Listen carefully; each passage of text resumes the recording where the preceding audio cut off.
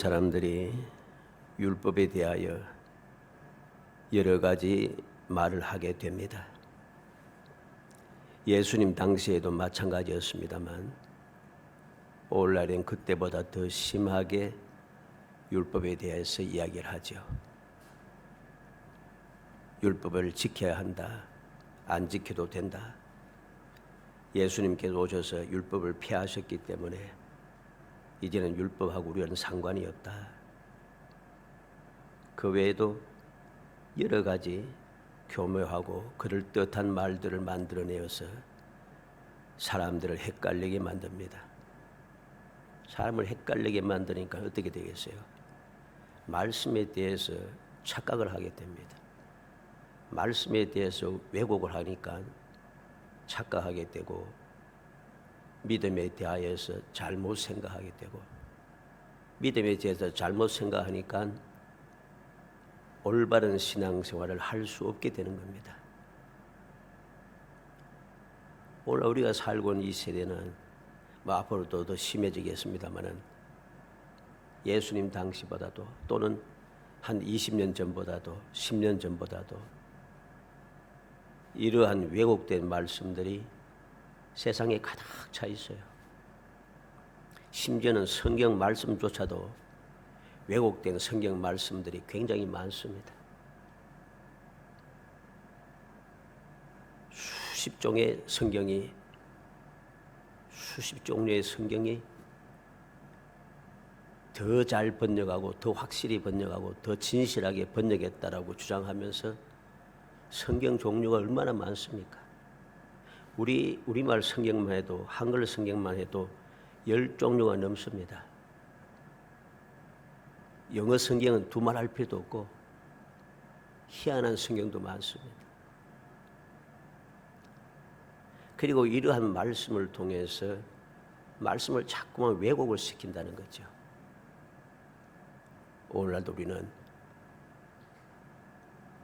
인터넷에 들어가서 유튜브에 들어가든지 유튜브를 잘 몰라도 또 인터넷 들어가서 살펴보고 하면은 각종 블로그라든가 각종 유튜브라든가 각종 그 매체를 통해서 성경에 대한 설명이라든가 교육이라든가 그 성경 공부라든가 설교라든가 굉장히 많습니다.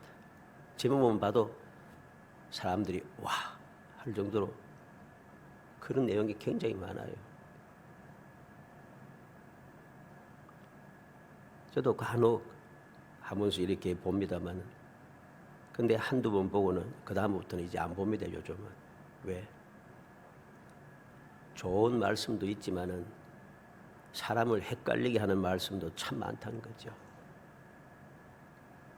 여러분들은 항상 명심해야 됩니다. 신앙생활은 어떻게 하는가? 예수만 바라보고 바울 사도가 그렇게 했죠. 바울 사도가 예수님을 만나기 전에는 하나님을 바라보고 예수를 바라보고 신앙생활 안 하고 사람을 바라보고 사람의 가르침을 따라서 내가 원하는 대로 그렇게 살기 등등하게 신앙생활을 했습니다. 결과가 무엇이에요? 죄 없는 사람을 해치는데 앞장서면서 온 세상을 뛰돌아다니면서 열심을 내어 사람을 해쳤습니다. 근데 예수님을 만나고 나서 그는 바뀐 거죠. 왜? 나는 바리새파요. 자기 자신이 얼마나 율법에 대하여서 철저한지 고백을 했습니다. 그런데 예수님을 만나고 나니까 이게 잘못되었다는 거죠.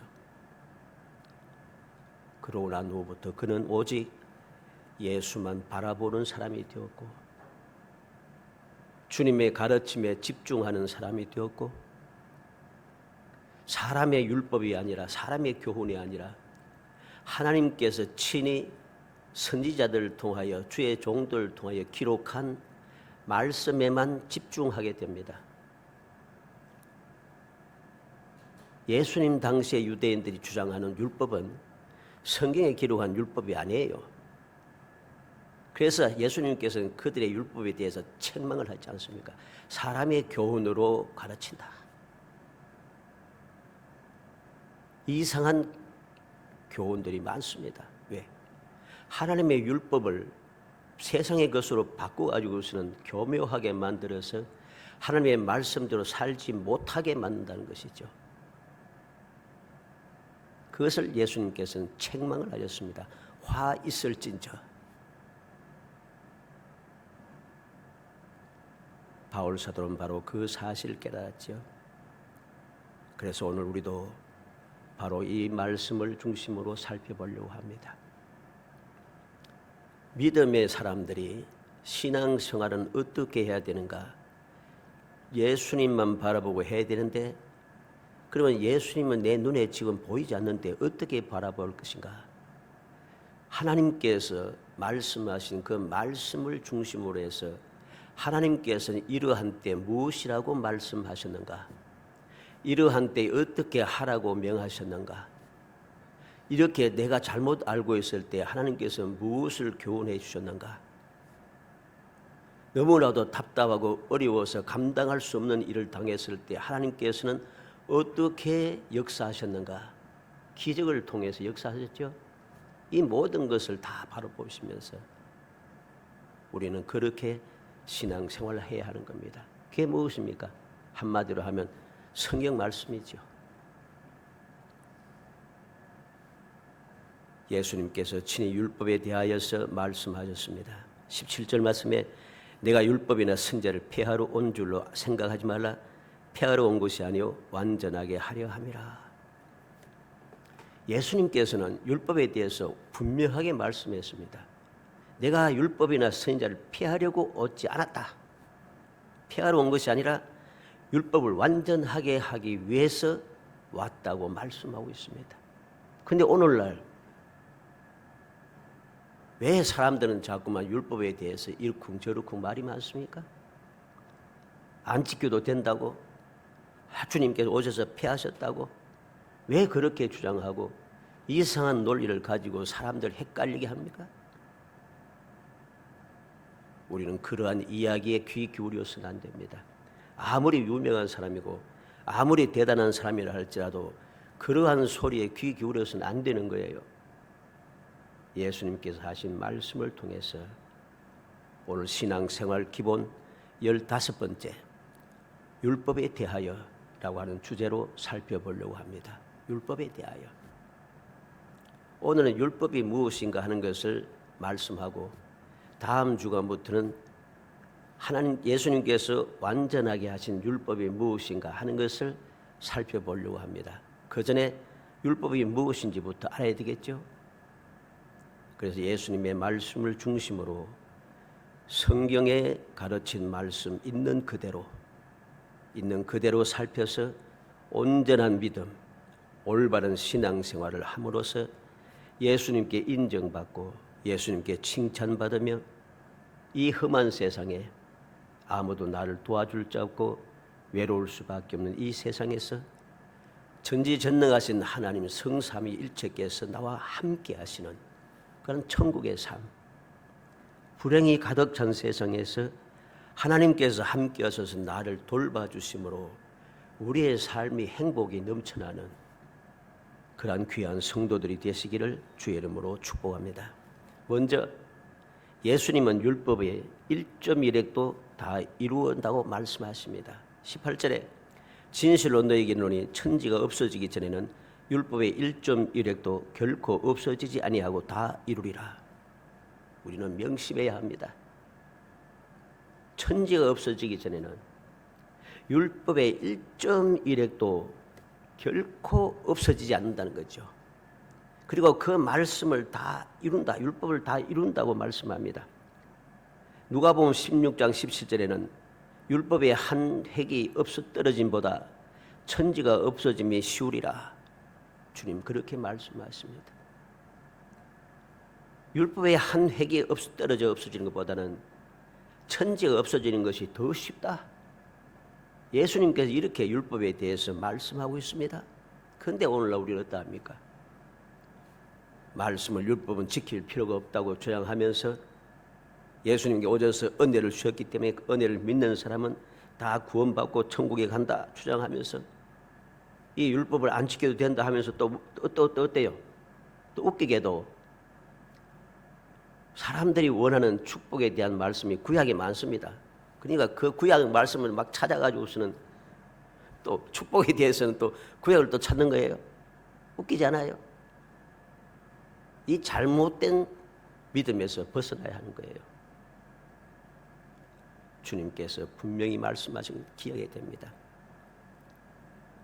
나를 사랑하셔서 이 땅에 오셔서 나의 죄를 속하기 위하여 십자가에서 수치와 멸시와 천대를 당하며 보배 피를 아낌없이 흘려주셔서 나의 죄를 속량하시고 나를 구원하여 하나님의 자녀되게 하신 예수님께서 친히 율법의 1.1획도 다 이루겠다고 말씀하시는데 나는 왜 예수를 믿는다, 예수를 사랑한다, 예수의 제자라고 주장하면서 왜 이 말씀을 자꾸만 거부하는 거예요?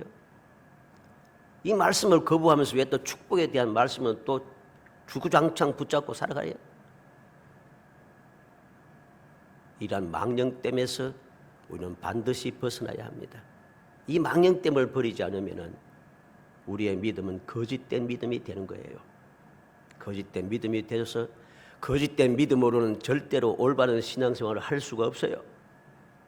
올바른 신앙생활을 하지 못할 때 우리는 결코 구원받을 수 없습니다.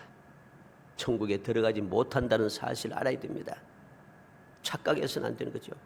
두 번째로 예수님은 지극히 작은 계명 하나라도 행하며 가르치는 자를 인정하신다고 말씀하십니다. 19절에 그러므로 누구든지 이 계명 중에 지극히 작은 것 하나라도 버리고 또 그같이 사람을 가르치는 자는 천국에서 지극히 작다 일컬음을 받을 것이요 누구든지 이를 행하며 가르치는 자는 천국에서 크다 일컬음을 받으리라. 지극히 작은 계명 하나라도 그 계명 지극히 작은 계명 하나라도 행하며 가르치는 사람 그 사람을 예수님께서는 인정하신다는 것이죠. 우리가 분명히 명심해야 됩니다. 마태복음 7장 12절에 그러므로 무엇이든지 남에게 대접을 받고자 하는 대로 너희도 남을 대접하라 이것이 율법이요 선지자니라. 예수님께서 말씀합니다. 대접을 받고자 하면 먼저 대접을 해라. 이게 율법이고 이게 선지자다. 근데 주님 당시에는 어떠했습니까? 나는 대접할 생각도 안 하면서 나는 대접받기를 원합니다. 희한한 세상이 되었어요. 올해는 이러한 일이 더 심각해졌습니다. 대접을 할 생각도 안 하고 대접을 나 혼자 대접받고 나 혼자 위대한 사람이 되고 나 혼자 지도자가 되고 나 혼자 뭐가 되겠다고 자꾸만 말썽을 일으키기 시작하는 거죠. 패싸움을 일으키고 여러 가지 문제가 발생하게 되는 것입니다. 이러한 사람들이 많으면 많을수록 패싸움은 심각해지는 거예요. 왜? 패가 많아지니까. 이게 올바른 것인가? 올바르지 않은 겁니다. 누가복음 10장 25절로 37절에 보면 어떤 율법 교사가 일어나 예수를 시험하여 이르되 선생님 내가 무엇을 하여 영생을 얻으리까? 예수께서 이르시되 율법에 무엇이라 기록되었으면 내가 어떻게 읽느냐? 대답하여 이르되 내 마음을 다하며 목숨을 다하며 힘을 다하여 뜻을 다하며 주 너의 하나님을 사랑하라. 사랑하고 또한 내 이웃을 내 자신같이 사랑하라 하였나이다. 예수께서 이르시되 내 대답이 옳도다.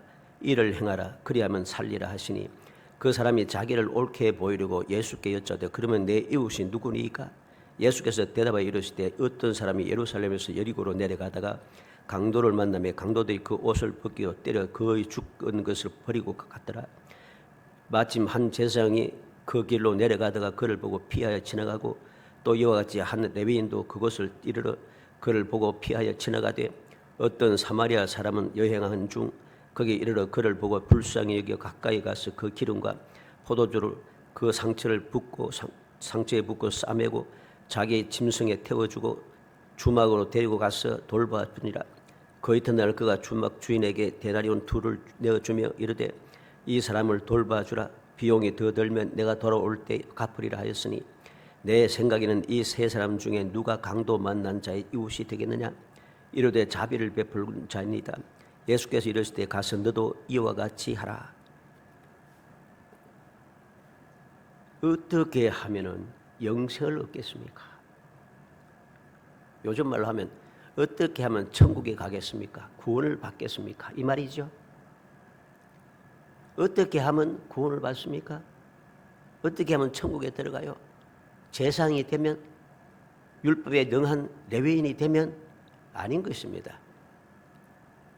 택한 백성이고 거룩한 백성이라고 주장하는 사람들이 개 취급을 하는 사마리아 사람은 강도 만난 자, 죽게 된 자를 보살펴 주고 그를 위하여 돈을 내어놓으면서 돈이 더 들면 돌아올 때 내가 더 주겠다 이야기하며 주막 주인에게 모든 것을 맡기고 의지하게 되었다는 것이죠. 사랑을 베푼 것입니다. 누가 이웃이냐? 그 바리새인도 이야기합니다. 자비를 베푼 자니이다. 자비를 베푼 자니이다. 가서 너도 이와 같이 하라. 율법에 대해서 쫙 아는 게 중요한 게 아니고 그 말씀대로 이같이 하라. 행하는 것이 중요한 것입니다. 그래야만이 구원을 받고 천국에 들어갈 수 있다고 예수님께서는 분명히 말씀하십니다. 우리가 명심해야 될 이유죠. 로마서 2장 13절에 하나님 앞에서는 율법을 듣는 자가 의인이 아니요 오직 율법을 행하는 자라야 의롭다 하심을 얻으리라고 말씀했습니다. 야고보서 1장 25절에 자유롭게 하는 온전한 율법을 들여다보고 있는 자는 듣고 잊어버리는 자가 아니요 실천하는 자니 이 사람은 그 행한 일에 복을 받으리라. 누가 올바른데 복 받은 사람인가? 누가 의롭다함을 받는가? 율법을 행하는 사람이라. 행하는 사람이라. 그래서 예수님께서는 마태복음 10장 42절에 또 누구든지 제자의 이름으로 이 작은 자 중 하나에게 냉수 한 그릇이라도 주는 자는 내가 진실로 너에게 이르노니 그 사람이 결단코 상을 잃지 아니하리라. 18장 14절에는 이와 같이 이 작은 자 중 하나라도 잃는 것은 하늘에 계신 너희 아버지의 뜻이 아니니라. 마태복음 25장 21절에 그 주인이 이르되 잘하였도다 착하고 충성된 종아 내가 작은 일에 충성하였으면 내가 많은 것을 내게 맡기리 내 주인의 즐거움에 참여할지어다. 마태복음 25장 40절에 임금이 대답하여 이르시되 내가 진실로 너에게 이르노니 너희가 여기 내 형제 중에 지극히 작은 자 하나에게 한 것이 곧 내게 한 것이니라. 마태복음 25장 45절에 이에 임금이 대답하여 이르시되 내가 진실로 너에게 이르노니 이 지극히 작은 자 하나에게 하지 아니한 것이 곧 내게 하지 아니한 것이니라. 주님께서 그렇게 말씀합니다.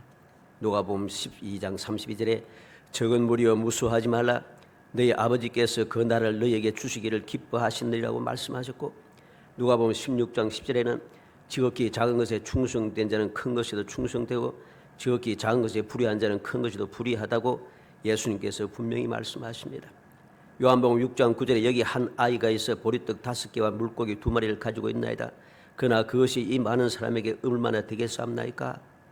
그런데 예수님께서는 이 어린 아이가 가지고 있는 보리떡 5개와 물고기 2마리를 가지고 5,000명이 먹고 남은 것이 12광주리를 거두었다고 말씀하고 있습니다. 요한계시록 3장 8절에 볼지어다 내가 내 앞에 열린 문을 두었노니 능히 닫을 사람이 없으리라. 내가 내 행위를 아노니 내가 작은 능력을 가지고서도 내 말을 지키며 내 이름을 배반하지 아니하였도다. 말씀을 잘 기억해야 됩니다. 세상은 대를 위해서 소를 희생해야 된다. 대를 위해서 소를 희생한 것이 당연하다고 주장하고 그렇게 가르치고 그렇게 몰아갑니다. 그래서 억울한 사람이 세상에 가득하게 만듭니다. 그러면 많은 사람과 적은 소가 어떤 게 갈라지게 됩니까? 소는 말이죠. 대를 위해서 소를 희생하는데 소는 항상 연약한 자들입니다. 많은 것을 가진 사람이 소가 된 적이 없어요. 역사상. 이게 올바른 것인가? 잘못된 것이죠. 그러나 하나님께서는 그렇게 말씀하시지 않으십니다.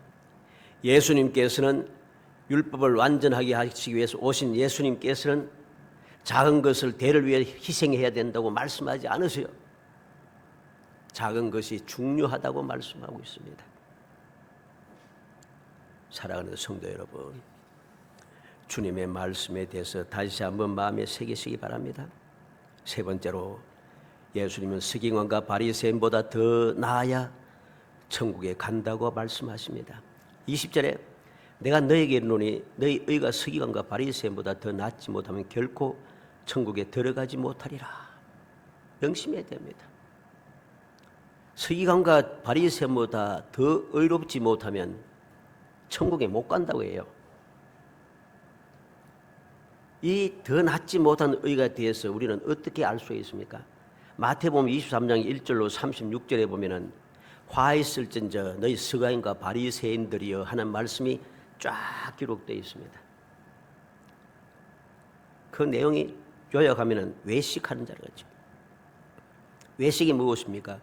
겉모습에만 믿음이 있다니, 속에는 믿음이 없어요. 믿음이 없으면서 믿음이 제일 좋은 줄 그렇게 주장하고 착각하게 만듭니다.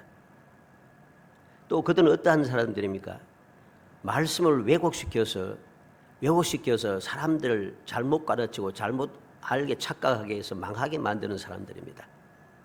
또 이들은 어떠한 사람입니까? 많은 사람들을 미혹하여서 내가 하는 것이 옳은 줄로 착각하게 만들어서 망하게 하는 사람들입니다. 누가복음 11장 37절로 54절 말씀에도 이 말씀과 같은 말씀이 자세하게 기록되어 있습니다. 여러분들이 집에 가서 이 말씀을 반드시 찾아보시기 바랍니다. 서기관과 바리새인보다 의가 더 낫지 못하면 결코 천국에 못 들어간다는 것이죠. 착각해서는 안 돼요. 이들보다 더 나은 의를 가져야만이 천국에 들어갈 수 있다. 마지막으로 예수님은 가장 큰 계명이 사랑이라고 말씀하고 있습니다. 마태복음 22장 35절로 40절에 그 중에 한 율법사가 예수를 시험하여 묻되 선생님, 율법 중에서 어느 계명이 크니까? 예수께서 이르시되 내 마음을 다하고 목숨을 다하고 뜻을 다하여 주 너희 하나님을 사랑하라 하셨으니 이것이 크고 첫째 되는 계명이요 둘째도 그와 같으니 내 이웃을 내 자신같이 사랑하라 하셨으니 이 두 계명이 온 율법과 선지자의 강령이니라. 예수님께서는 사랑에 대해서 말씀합니다. 가장 큰 계명이 사랑이라. 첫 번째 사랑은 무엇이라겠습니까? 우리가 믿음의 사람이 가장 중요하게 가장 우선적으로 사랑해야 할 분이 누구인가? 하나님이시라는 거죠. 우선순위가 바뀌면 안 돼요. 절대로. 첫째 되는 사랑, 하나님에 대한 사랑. 두 번째 사랑, 이웃에 대한 사랑. 명심해야 됩니다. 사람들이 이 우선순위를 자꾸만 바꿔요. 바꾸어서는 안 됩니다. 주님께서는 이 두 계명, 즉 사랑, 하나님을 가장 우선적으로 사랑하고 그 다음에 이웃을 사랑하는 것, 이게 율법과 선지자의 강령이라 했습니다. 강령이라는 말은 매달린다는 뜻입니다. 다시 말해서 율법과 선지자의 강령, 율법과 선지자에 딱 붙어서 하나가 된다는 소리죠. 이 말이 무슨 말이겠어요? 결국은 사랑이 제일이라는 소리입니다. 사랑이 제일이라. 요한복음 3장 16절에 하나님이 세상을 이처럼 사랑하사 독생자를 주셨으니 이는 그를 믿는 자마다 멸망하지 않고 영생을 얻게 하려 하심이라. 하나님께서 사랑하셔서 독생자를 보내주셨습니다.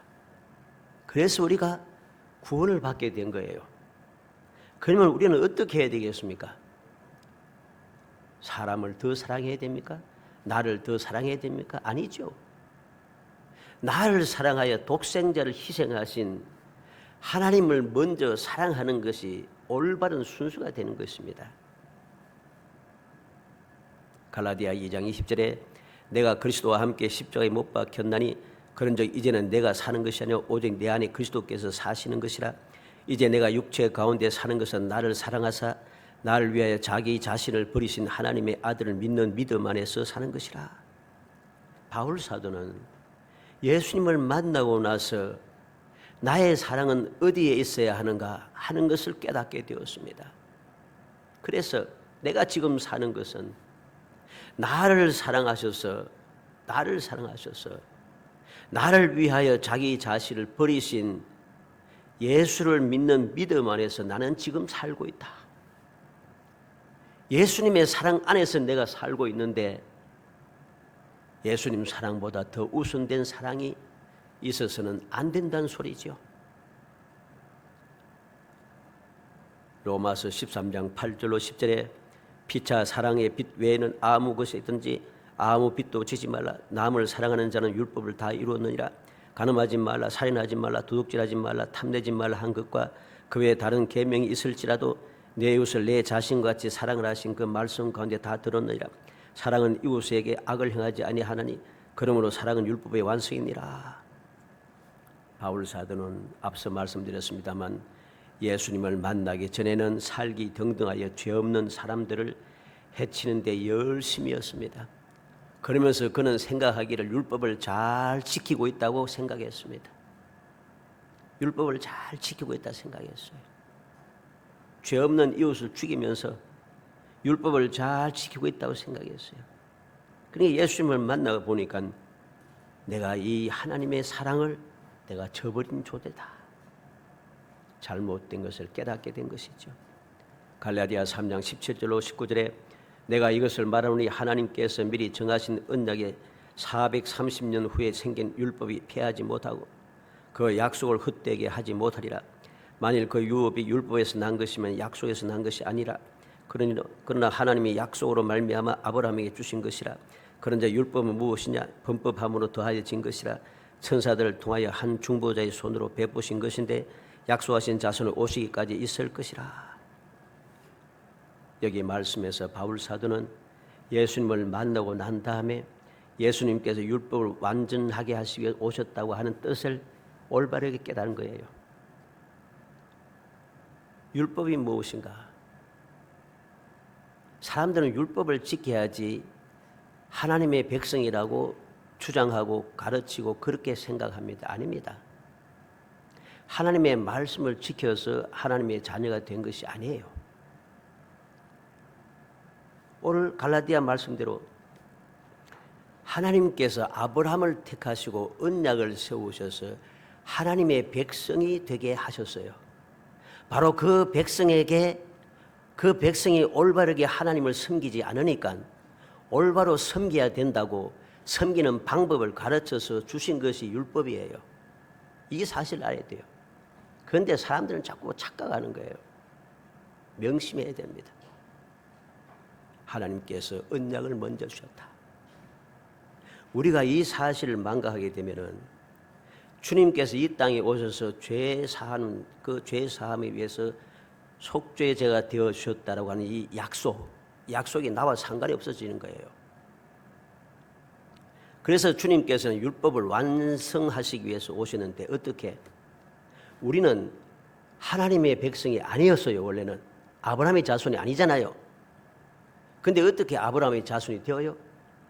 예수님께 오셔서 율법을 완성시켜 주심으로 그 부족함을 완전하게 해 주심으로 이제 그 완전하게 하신 예수님을 믿음으로 말미암아 이제 우리는 언약의 자손이 되는 거예요. 이때부터.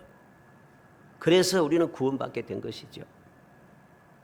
사랑하는 성도 여러분, 정신을 차려서 말씀을 똑바로 보시고 마음에 새겨두고 교훈 받으시기 바랍니다. 엉뚱한 생각이 사로잡혀서 엉뚱한 말하지 말고 정신 차려서 말씀을 바라봐야 됩니다. 예수님께서 이렇게 말씀하셨는데 성경에 이렇게 기록되었는데 우리가 엉뚱한 소리 해서는 안 됩니다. 간절히 소원합니다. 예수님께서 왜 이 땅에 오셔서 주신 율법을 완전케 하시겠다고 말씀하셨는지 율법이 무엇인지 다시 한번 생각하시기 바랍니다. 율법만 있으면 우리는 구원받을 수가 없어요. 그런데 주님 오셔서 부족한 완전하지 않는 율법을 주님께서 죽으심으로 십자가에 달려 죽으심으로 그 완전하지 못한 율법을 완전하게 하여서 그때부터 우리는 율법을 지킬 수 있는 사람이 된 것이에요. 이스라엘 사람들도 지키지 못한 율법을 내가 지킬 수 있겠어요? 못 지켜요. 지킬 수 없으니까 주님께서 오셔서 대신해서 지켜주신 것이죠. 속량해 주신 것이죠. 그리고 그럼에도 불구하고 우리는 연약한 존재이기 때문에 그럼에도 불구하고 말씀대로 살 수가 없어요. 그래서 주님께서는 지금도 보좌 우편에서 중보 기도하고 계시잖아요. 지금도 성령께서는 믿음의 사람들의 마음속에 좌정하셔서 우리의 믿음을 돕고 계시잖아요. 그래서 우리는 말씀대로 살 수 있는 거룩한 백성이 된 것이고 구원의 은혜를 누릴 수 있는 하나님의 자녀로서 올바르게 살아갈 수 있는 복된 사람이 된 것이에요. 간절히 소원하기는 무엇인가를 다시 한번 깊이 명심해서 내 생각대로 이제까지 주입된 잘못된 생각 사상에 휩쓸리지 말고 말씀에 기록된 그대로 똑바르게 보고 똑바르게 마음속에 새겨서 예수님 오늘 바리새인에게 뭐라고 말씀했습니까? 율법에 무엇이라 기록하였으며 내가 어떻게 읽느냐? 누가복음 10장 26절에 말씀합니다. 율법에 무엇이라 기록되었으며 어떻게 읽느냐? 정신을 차려야 됩니다.